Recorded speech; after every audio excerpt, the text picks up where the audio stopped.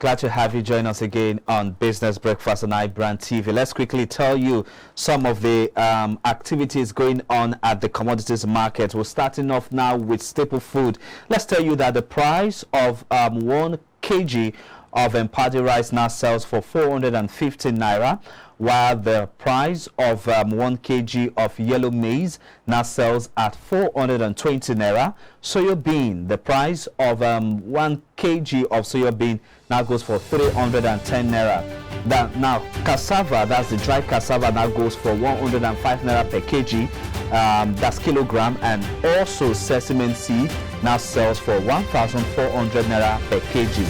Let's also make you understand that the price of palm oil now sells for 1,400 naira per liter at the commodities market. Also, shea butter per kg now goes for 1,400 naira, and the shea butter dry nuts now sells for 315 naira per kg.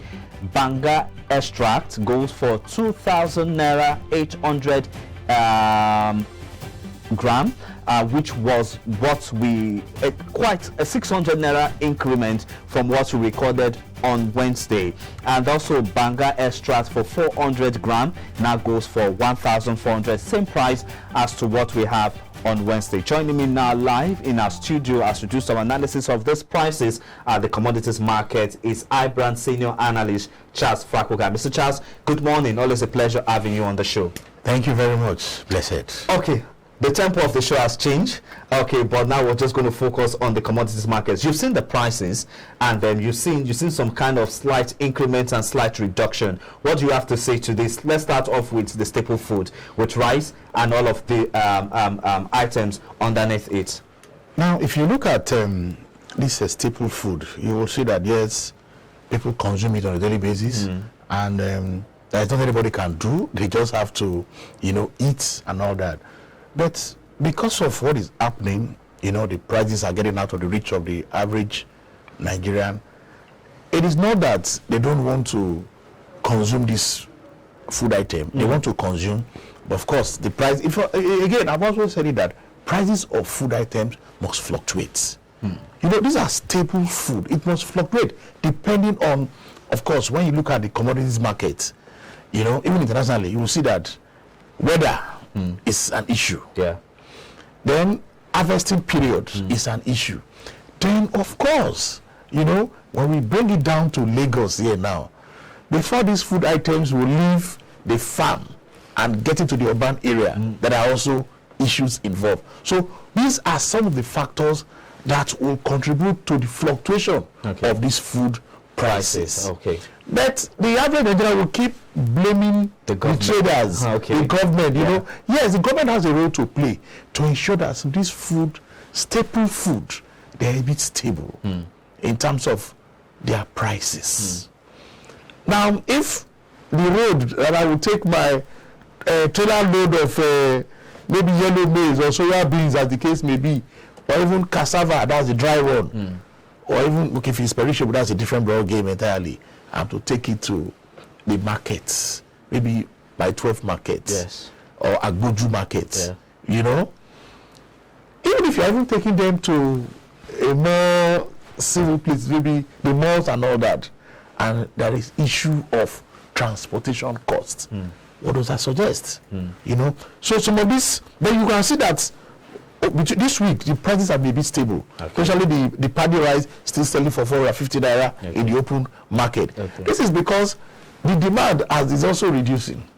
Because people now try to adjust. In homes where to the current realities, people try to adjust, and some of the traders will tell you, if I go to Festac market, to the road market, they will tell you because the number of persons that comes to buy now has reduced, and even when they come and buy, if they used to buy maybe more than 1 kilo before, they will tell you, well, because of money is not there, let's just manage 1 or 2 kilo, and they try to ration it even when they are consuming it. Even at home, you will see that, well, it's a coping strategy. You are finished cooking the rice, they ditch it, of course, they will reduce the quantity for the children and even the adults. You know, and again, somebody has even told us, this is a personal finance class, that who told us you must eat 3 times a day. People have reduced consumption of certain staple food to twice a day. So you can see. So what happens to you if you're hungry in the morning? Good. You take your breakfast. You know, I'm talking of adults now. Okay. Adults now come to realize. So I've even seen parents who will eat a little and children have the rest because we just continue to adjust.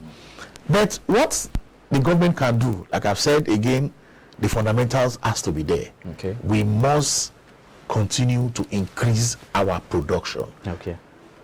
Take any of the food items, for example, now.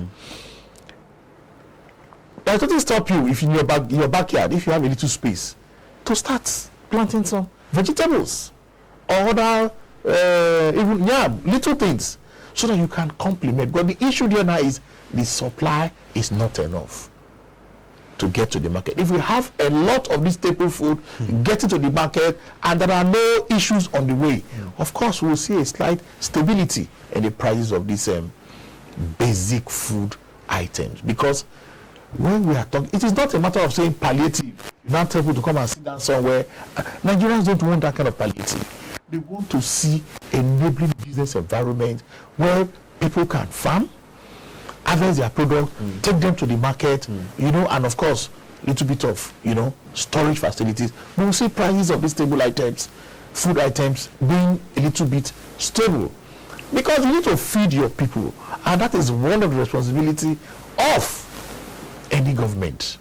Feed your people. Create that environment where they can feed themselves. Nigerians are not lazy set of people. Yes. Nigerians want to work. Nigerians want to market products. Nigerians want to do things, and of course, basic, let them eat. Of course, we're not just eating and eating and eating. Balance meal. Yeah, that's the problem now, and that's going to lead to my next question. Charles, going by the current economic realities, we see people cutting down on their meals on a daily basis. Now, if we're going to have this, people are going to start feeling malnourished. And when people start feeling malnourished, some will even fall sick.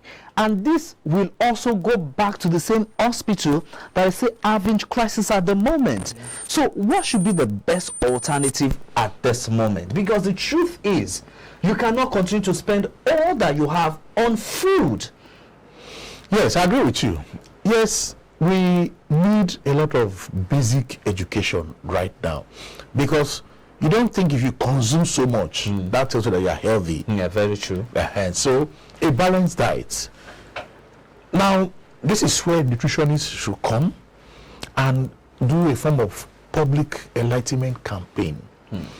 Which you can have a balanced diet in this situation with still minimal amount of money. It can still be affordable if we have the right knowledge. Take rice, for example, we consume most of the time. When you reduce the quantity of the rice, yes, fine. Then I just mentioned that people can start in their backyard, start planting some vegetables. You increase the quantity of vegetables. You can see now the rice is giving you a lot of carbohydrates. Vegetable is giving you mineral salt and vitamin. Then if you have been taking little bit maybe beef, chicken as the case may be, that also have given you protein.